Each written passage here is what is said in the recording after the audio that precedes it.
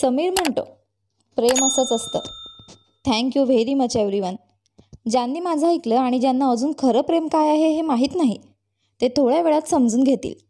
सध्या एवढंच सांगणार आहे. समीर असं सांगून स्टेजवरून खाली येतो आणि समोर उभ्या असलेल्या मन्नत आणि कृषाला पाहून हसतो आणि राघवकडे जातो. कृषा समीरला जाताना मन्नतला विचारते, तुम्हाला माहिती आहे का सर काय करणार आहेत ते? हे ऐकून मन्नत समोर समीरकडे बघत म्हणते, माहीत नाही काय करणार आहेत, पण इतकं नक्की सांगू शकते की ते जे काही करणार आहेत ते काही मोठं असणार आहे.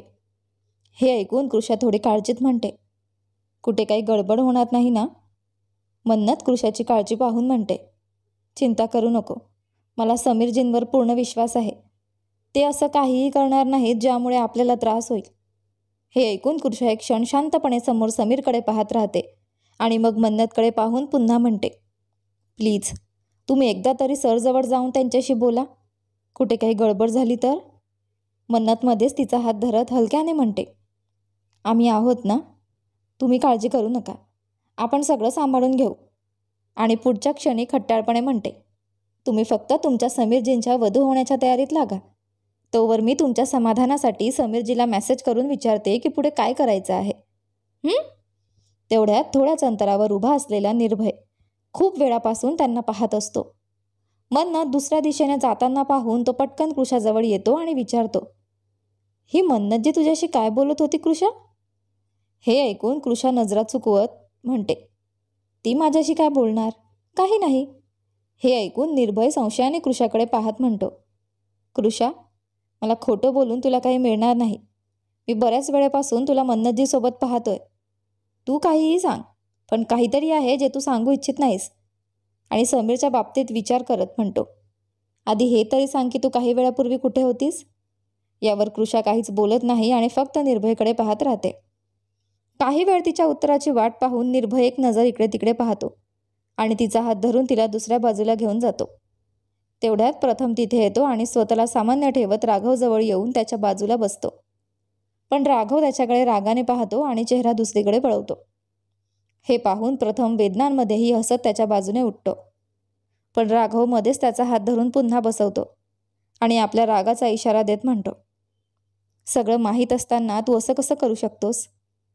प्रेम तुला पण आहे आणि माहिराला पण, मग स्वतःला का त्रास देतोस? हे ऐकून प्रथम आपल्या वेदनांना लपवत सौम्य हसत म्हणतो, आपल्या लोकांना त्रास देण्यापेक्षा स्वतःला दिलेला त्रास सोपा असतो आणि मग प्रत्येकालाच त्याचं प्रेम मिळेलच असं नाही ना. मी फक्त एवढंच इच्छितो की समीरचं लग्न त्याच्या आवडत्या मुलीसोबत व्हावं. असं म्हणत प्रथम राघवकडून नजर हटवून समोर पाहायला लागतो. त्याचं ऐकून राघव एक क्षण त्याच्याकडे पाहून सौम्य असतो आणि म्हणतो, एकदा तरी माझ्या डोळ्यात पाहून सांग की तू खरंच इच्छितोस की हे लग्न व्हावं? यावर प्रथम काहीच बोलत नाही आणि तसाच शांत बसून राहतो. राघव स्वतःला सावरायचा प्रयत्न करतो, पण मग तो हलक्याशा रागाने म्हणतो, तुझ्या शांत राहण्यानं सत्य बदलणार नाही. मला जाणवतंय की तू किती वेदनेत आहेस, पण मी काही करू शकत नाही, कारण तू मला तुझी शपथ दिली आहेस. नाहीतर आत्तापर्यंत मी. प्रथम मध्येच बोलतो. राघवकडे न पाहता कठोरपणे म्हणतो, जर तू काही केलंस तर कायमचा तुझा मित्र गमावशील. असं म्हणत तो अचानक उठतो आणि तिथून निघून जातो. राघव फक्त त्याच्याकडे पाहत राहतो. 15 मिनिटांनी पंडितजी राघव आणि समीरला मंडपात येण्यासाठी बोलावतात. दोघंही येऊन बसतात. पंडितजी मंत्रोच्चार सुरू करतात. दोन्ही वर बेसब्रीने त्यांच्या वधूंची वाट पाहत असतात, कारण त्या वरच्या मजल्यावर थोडं टचअप करायला गेल्या होत्या. मंडपासमोरील सोफ्यावर प्रथम बसलेला असतो. चेहऱ्यावर बनावटी हास्य घेऊन सगळ्यांची हसत खिदळत बोलत असतो. जणू काही तो या लग्नामुळे खूप आनंदी आहे.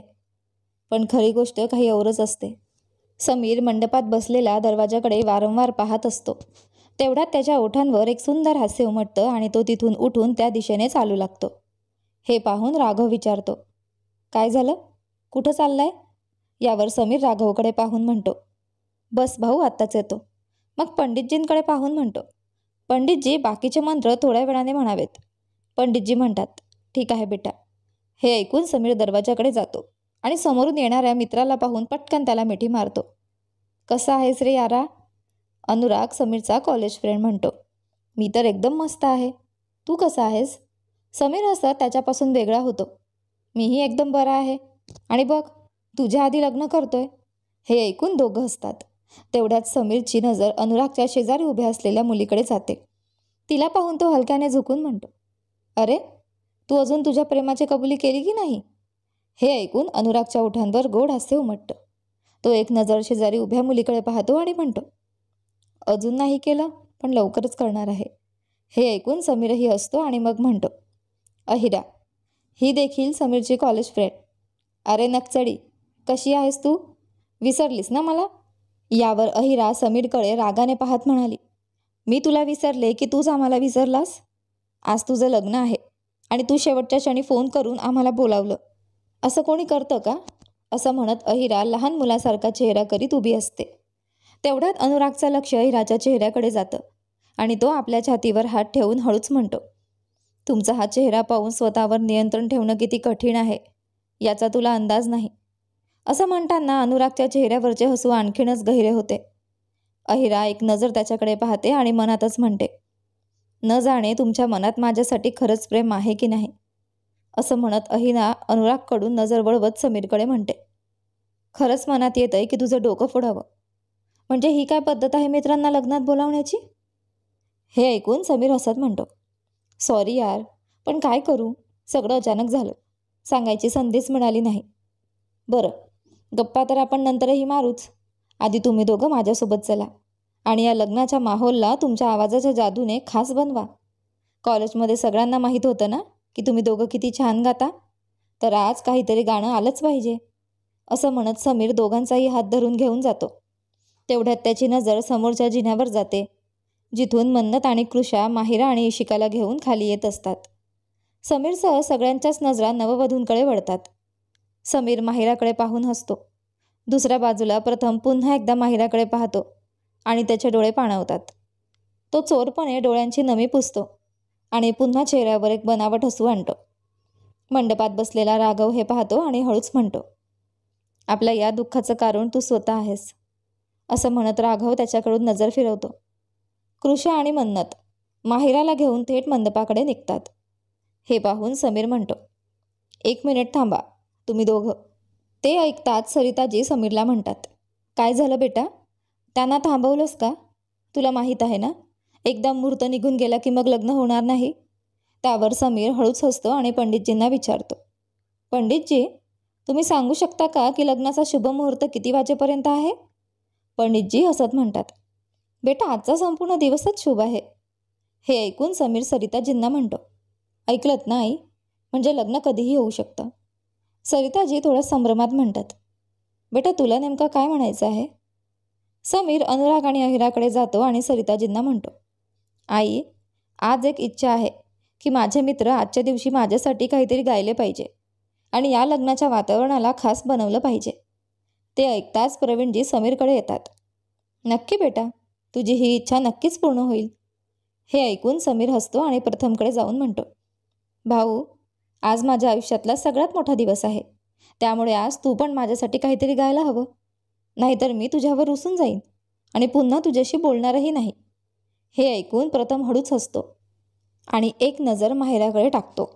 माहिरा त्याच्याकडेच पाहत असते, पण जसं त्याची नजर भेटायला येते तशी माहिरा नजर चुकवते.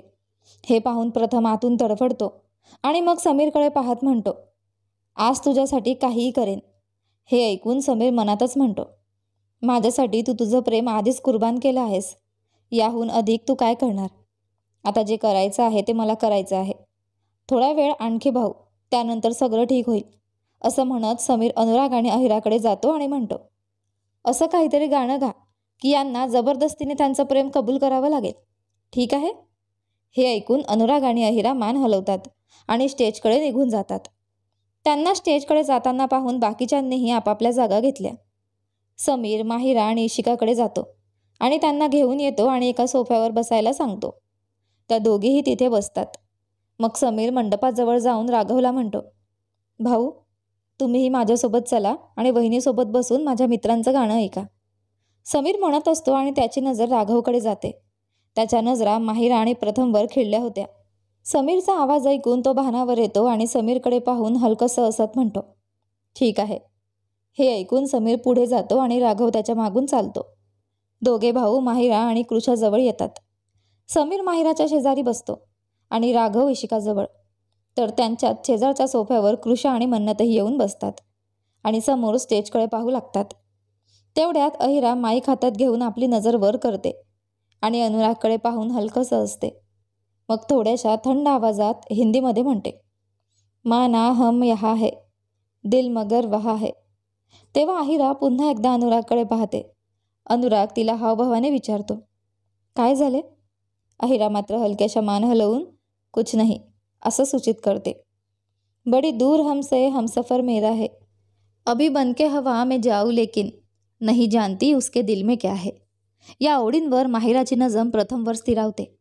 काही क्षणात तिच्या डोळ्यात अश्रू जमा होतात, पण सगळे बघण्याआधीच ती लवकरच ते पुसते आणि तिची नजर प्रथमवरून हटवते आणि स्वतःला सावरते.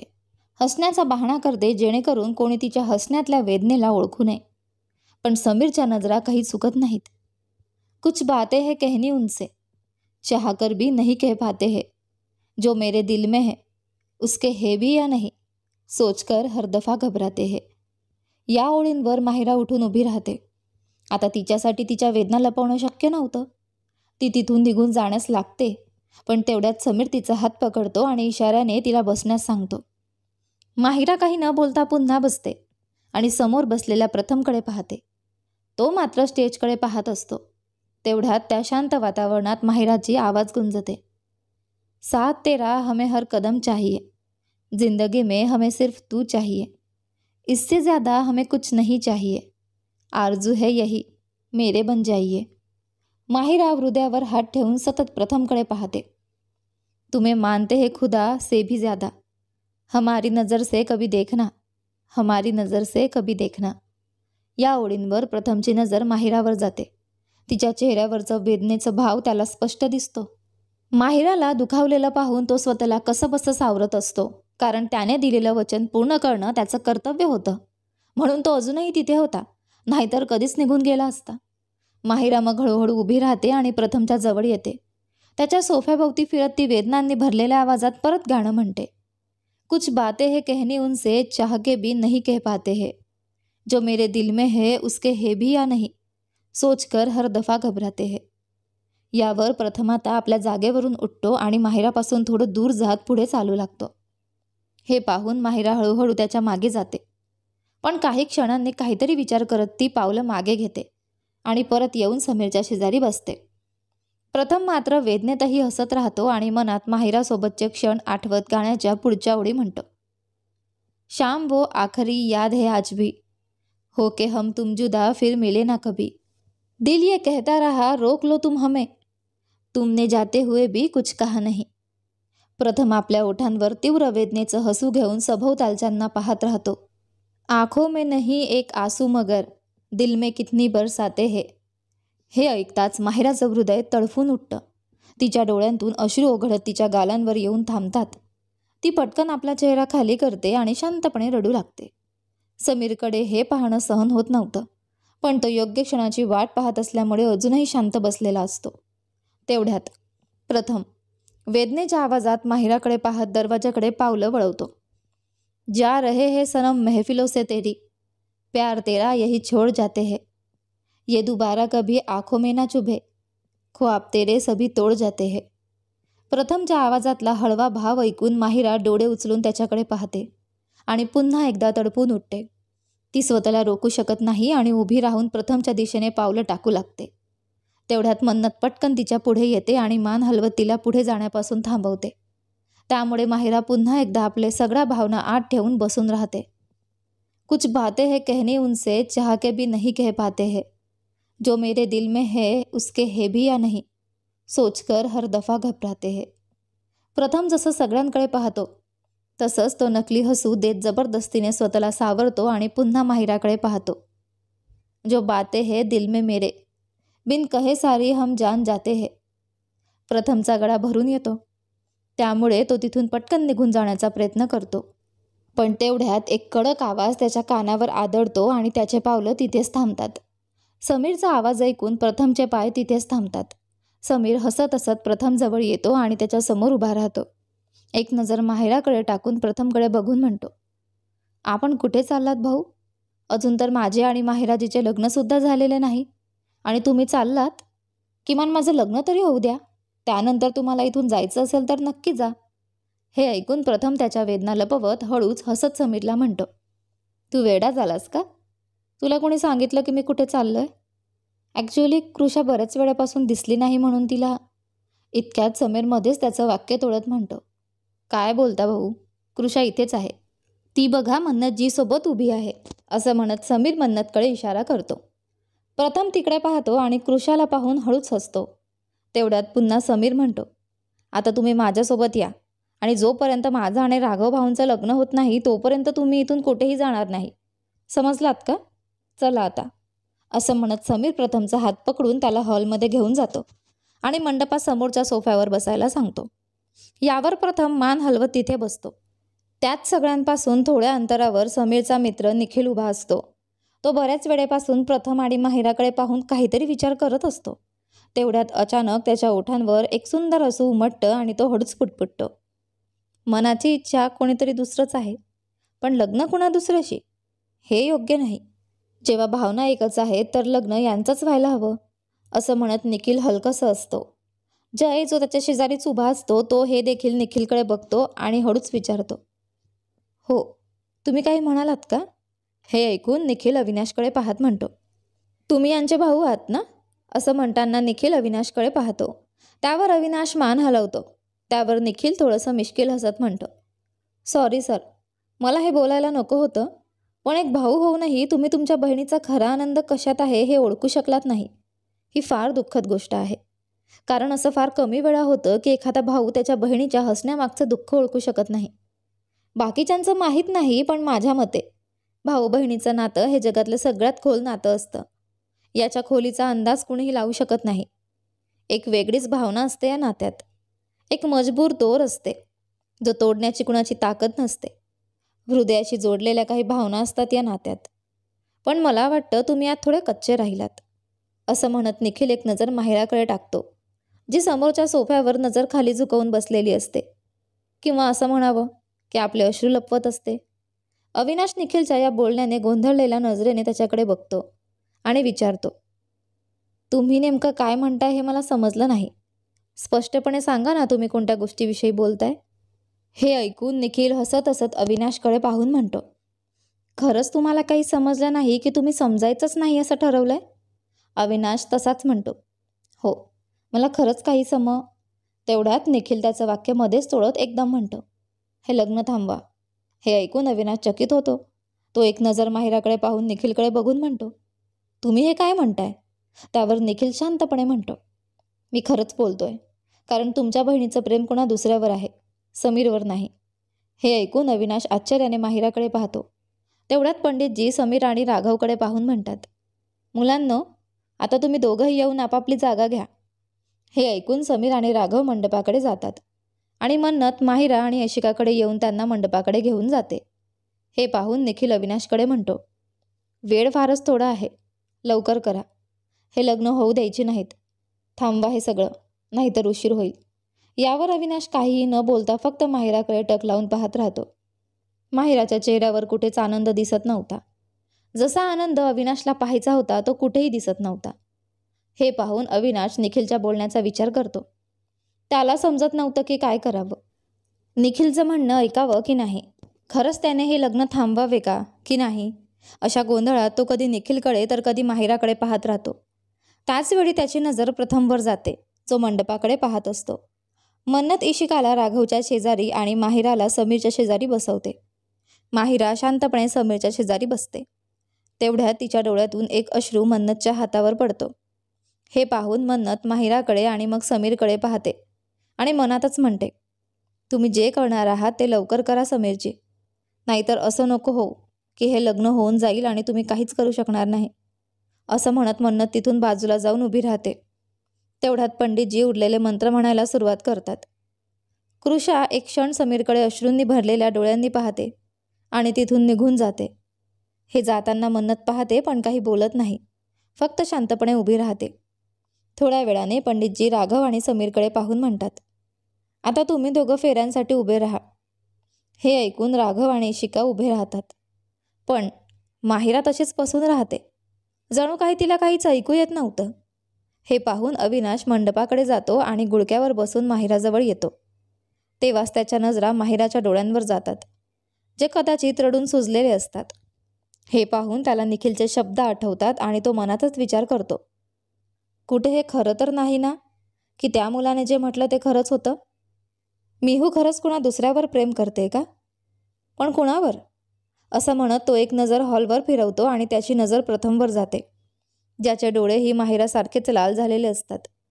हे पाहून अविनाश मनातच म्हणतो, कुठे तो व्यक्ती प्रथम तर नाही ना, ज्याच्यावर मिहू? असं म्हणत तो एक क्षण थांबतो आणि पुन्हा म्हणतो, नाही नाही, असं कसं होईल? मी फारच विचार करतोय का? पण आत्ता काय करावं? कसं कळेल की ती कोणावर प्रेम करते? असं म्हणत अविनाश पुन्हा माहिराकडे पाहतो. काही क्षण विचार करून तो माहिराचे खांदे धरून तिला उभं करून हळूच म्हणतो, मिहू, तू ठीक आहेस ना? यावर माहिरा आपल्या वेदना लपवत अविनाशकडे पाहून हळूच मान हलवते. त्यावर अविनाश काही क्षण तिच्या डोळ्यात पाहतो आणि मग बाजूला उभा राहतो आणि नजर तिच्यावरच ठेवतो. तेवढ्यात पंडितजी म्हणतात, पहिल्यांदा वर पुढे चालेल, मग वधू. समीर पंडितजींचं बोलणं मध्येच तोडतो. 1 मिनिट पंडितजी, फेऱ्यांपूर्वी मला माझ्या होणाऱ्या बायकोशी काही बोलायचं आहे, तर मी जाऊ शकतो का? यावर राधाजी हलकंसं असत समीरला म्हणतात, तुला जे काही बोलायचं आहे ते लग्नानंतर बोल, आता नाही. हे ऐकून समीर थोडा हट्टाने म्हणतो, नाही आई, मला आत्ताच बोलायचं आहे. तेवढ्यात राघव समीरला विचारतो, पण तुला अशी काय गोष्ट बोलायची आहे? यावर समीर राघवकडे पाहून म्हणतो, एक खाजगी गोष्ट आहे. असं म्हणत तो माहिराकडे पाहतो आणि हळूच विचारतो, माहिराजी, तुम्हाला काही त्रास तर नाही ना जर मी तुमच्याशी थोडं बोललो तर? यावर शिखाजी माहिरा काही बोलण्यापूर्वीच म्हणतात, तिला काय विचारता जावाई बापू, तुम्ही घेऊन जा तिला आणि बोला हवं तेवढं. हे ऐकून समीर शिखाजींना म्हणतो, थँक्यू आंटी. हे ऐकताच शिखाजी त्याच्याकडे रागाने पाहतात. तेव्हा समीर पटकन सावरत म्हणतो, सॉरी म्हणजे थँक्यू आई. शिखाजी हसत म्हणतात, आता जा. हे ऐकून समीर माहिराचा हात धरतो आणि तिला वरच्या दिशेने घेऊन जातो. समीर आणि माहिरा निघून गेल्यावर सगळे आपापल्या बोलण्यात गुंग होतात. तेवढ्यात मन्नत समोर बसलेल्या प्रथमकडे पाहते आणि त्याच्याजवळ जाऊन विचारते, प्रथमजी, मी इथे बसू का? खरं तर मला तुमच्याकडून एक गोष्ट विचारायची आहे. आवाज ऐकून प्रथम नजर वर करून आपल्या शेजारी पाहतो आणि मन्नतला पाहून सौम्य हसत म्हणतो, अरे मन्नतजी, तुम्हाला माझ्या परवानगीची काय गरज? बसा ना आणि हवं ते विचारून घ्या. हे ऐकून मन्नत प्रथमच्या शेजारी बसते आणि समोर अविनाशकडे पाहून हळूच विचारते, तुम्ही कधी कुणावर प्रेम केलंय का? हे ऐकून प्रथम माहिराकडे पाहतो. तेवढ्यात मन्नत पुन्हा म्हणते, माझा अर्थ असा की पहिल्या नजरेतच कुणावर प्रेम झालंय का? कुणीतरी असा ज्याला पाहताच मन शांत होतं, जो दूर असूनही आपल्या खूप जवळ वाटतो, ज्याला आठवलं की चेहऱ्यावर नकळत हसू येतं आणि ज्याचा तो चंद्रासारखा सुंदर मुख, त्यावरचं ते गोड हास्य जे हृदयासोबतच मनालाही शांतता देतं. असा कोणीतरी कधी प्रेम झालंय का तुम्हाला? हे ऐकून प्रथम मनातच विचार करतो, हिला माझ्या आणि माहिराबद्दल समजलंय का? पण लगेच स्वतःला सावरून म्हणतो, नाही नाही, हिला कसं कळेल? जर खरंच माहीत असतं तर तिने हे लग्न थांबवण्यासाठी काहीतरी नक्कीच केलं असतं, पण तिने तसं काहीच केलं नाही. असं मनात म्हणत प्रथम सौम्य हसत म्हणतो, मिस मन्नत, पहिल्या नजरेत प्रेम. तो पुढे काही बोलणार एवढ्यात त्याची नजर समोरून येणाऱ्या माहिरा आणि समीरकडे जाते. हे पाहून तो तिथेच थबकतो आणि हे पाहून मन्नत देखील समोर पाहते आणि माहिरा समीरला पाहून आश्चर्यचकित होते. समीर आणि माहिरा पायऱ्यांवरून खाली येतात. समीर एक नजर सर्वांवर टाकत हसतो. सगळे त्याच्याकडे प्रश्नार्थक नजरेने पाहत असतात, पण समीर त्यांना दुर्लक्षित करत माहिराचा हात हातात घेत मंडपात येतो आणि पंडितजींना म्हणतो, तर सुरुवात करूया का फेऱ्यांची पंडितजी? पंडितजी म्हणतात, हो नक्कीच. हे ऐकून मन्नत सुन्न होऊन जाते आणि रागाच्या भरात ती लग्न मंडपाच्या दिशेने जायला लागते. पण मध्येच अविनाश तिचा हात पकडतो आणि तिला एका बाजूला नेऊन उभं करतो आणि डोळ्यांनीच न जाण्याचा इशारा करतो. यावर मन्नत थोडीशी नाराज होऊन त्याच्याकडे पाहते आणि मग समोर पाहू लागते. तेवढ्यात तिला कृषाची आठवण येते. ती आजूबाजूला नजर फिरवून कृषाला शोधते, पण ती कुठेच दिसत नाही. एवढ्यात पंडितजींचा आवाज तिच्या कानावर येतो, आता वर मागे चालेल आणि वधू पुढे. हे ऐकून मन्नतचं लक्ष पुन्हा मंडपाकडे जातं आणि तिच्या डोळ्यात टचकन अश्रू येतात. ती माहिराकडे पाहून मनातच म्हणते, माफ कर मला मिहू, मी तुझ्यासाठी काहीच करू शकले नाही. असं म्हणत ती पटकन आपले अश्रू पुसून स्वतःला सावरते आणि शांतपणे उभी राहते. हे तिला माहीतच नसतं की तिचे अश्रू पुसताना अविनाशने तिला पाहिलं होतं, पण त्याने काहीच न बोलता फक्त शांत उभं राहणं पसंत केलं. इकडे समीर माहिरासोबत आणि राघव इशिकासोबत फेऱ्या घेण्यास सुरुवात करतात. प्रथम समोर बसून त्यांचं लग्न होताना पाहत असतो. त्याचे डोळे भरून आलेले असतात, पण तो ते अश्रू आतमध्येच थांबवतो. आपल्या प्रेमाला कोणाचे तरी होताना पाहणं किती कठीण असतं हे त्याच्या चेहऱ्यावर स्पष्ट दिसतं. फेरे पूर्ण झाल्यावर पंडितजी त्यांना बसण्यास सांगतात आणि ते बसतात. प्रथमसाठी हे सगळं पाहणं अत्यंत कठीण होऊन जातं. तो उभा राहतो आणि एक नजर सभोवताल पाहतो. सगळ्यांचं लक्ष मंडपाकडे असतं. हे पाहून प्रथम दरवाजाकडे वळतो आणि काहीच पावलं टाकतो. इतक्यात त्याला समीरच्या बोललेल्या शब्दांची आणि माहिराशी केलेल्या वचनाची आठवण होते. त्यामुळे तो अनिच्छेनेच परत येतो आणि जागेवर जाऊन बसतो. इकडे समीर माहिराच्या मांगात सिंदूर भरतो आणि तिच्या गळ्यात मंगळसूत्र घालून तिला पत्नी म्हणून स्वीकारतो. थोड्या वेळाने दोन्ही जोडप्यांचं लग्न संपतं. तेव्हा पंडितजी त्यांना आशीर्वाद घ्यायला सांगतात. सर्व मोठ्यांचे आशीर्वाद घेण्यासाठी ते पुढे जातात. समीर समोर प्रथमला पाहतो आणि मुद्दाम त्याच्याकडे जातो. प्रथम समीरला आपल्याकडे येताना पाहून पटकन उभा होतो आणि दरवाजाकडे वळतो. हे पाहून समीर थोडा कडकपणे म्हणतो, थांबा प्रथम भाऊ. असं म्हणत तो माहिराकडे पाहतो आणि म्हणतो, तुम्ही इथेच थांबा. मग तो प्रथमच्या दिशेने जातो आणि त्याच्या समोर उभा राहतो. हे पाहून प्रथम समीरकडे हसत म्हणतो, आता काय झालं? तूच तर म्हणाला होतास की तुझं लग्न होईपर्यंत. तेवढ्यात समीर मध्येच थोडा रागाने म्हणतो, तुमची समस्या काय आहे भाऊ? म्हणजे असं काय काम आहे तुमचं जे माझ्या आणि राघव भाऊच्या लग्नाहूनही जास्त महत्त्वाचं आहे, की गोष्ट काही वेगळीच आहे? असं म्हणत समीर त्याच्याकडे रोखून पाहतो. यावर प्रथम नजरा चुकवत इकडं तिकडं पाहू लागतो. हे पाहून समीर हलकंसं असतो आणि हॉलमधल्या सर्व लोकांकडे पाहून मोठ्याने म्हणतो, आपण सगळेजण ज्याची वाट पाहत होता ती वेळ आली आहे. असं म्हणत तो तिथे उभ्या असलेल्या रियाकडे पाहतो आणि तिच्याकडे जातो आणि म्हणतो, मिस रिया, तुम्ही एकदा म्हणालात की आपल्यापेक्षा आपल्या लोकांचा आनंद अधिक महत्त्वाचा असतो. तर आज मी तुम्हा सगळ्यांना अशा व्यक्तीशी भेटवणार आहे ज्याने आपल्या लोकांच्या आनंदासाठी आपल्या प्रेमाला दूर लोटून स्वतःला थांबवून घेतलं. असं म्हणत समीरचं लक्ष प्रथमकडेच स्थिर होतं. मग तुम्ही स्वतः सांगाल भाऊ की मी सांगू? हे ऐकून प्रथम थोडा हैराण होऊन समीरकडे पाहतो. तेवढ्यात शिखाजी समीर जवळ येतात आणि थोड्याशा चिंतेने विचारतात, काय झालं बेटा? सगळं ठीक आहे ना? इतक्यात मन्नत पुढे यायला लागते, पण तिचा फोन व्हायब्रेट होतो. ती थांबते आणि फोन उघडून आलेला मेसेज पाहते. मेसेज वाचून ती हसते. ती पुढे येते आणि शिखाजींना म्हणते, आत्तापर्यंत काहीच ठीक नव्हतं आई, पण आता नक्की सगळं ठीक होणार आहे. हे ऐकून शिखाजी विचारतात, पण बेटा विषय काय आहे? तेवढ्यात निर्भय तिथे येतो आणि म्हणतो, ते आत्ताच कळेल तुम्हाला आंटी. असं म्हणत ते दोघेही समीरकडे पाहायला लागतात. समीर पुन्हा प्रथमकडे पाहून म्हणतो, मी वाट पाहतोय भाऊ तुम्ही सांगण्याची. यावर प्रथम इकडे तिकडे पाहत म्हणतो, तू कोणत्या गोष्टीबद्दल बोलतो आहेस? मला काहीच समजत नाही. सॉरी, पण मला एक महत्त्वाचं काम आहे, मी निघतो. तर यानंतर या सर्वांच्या लव्ह स्टोरीमध्ये काय ट्विस्ट येणार आहे हे पाहूया आपल्या या कथेच्या पुढच्या भागामध्ये. तोपर्यंत तुम्हाला ही कथा आवडत असेल तर व्हिडिओला लाईक करा, जास्तीत जास्त कमेंट कराल, शेअर करा, सबस्क्राईब करा आणि हो नोटिफिकेशन बेल दाबा. धन्यवाद.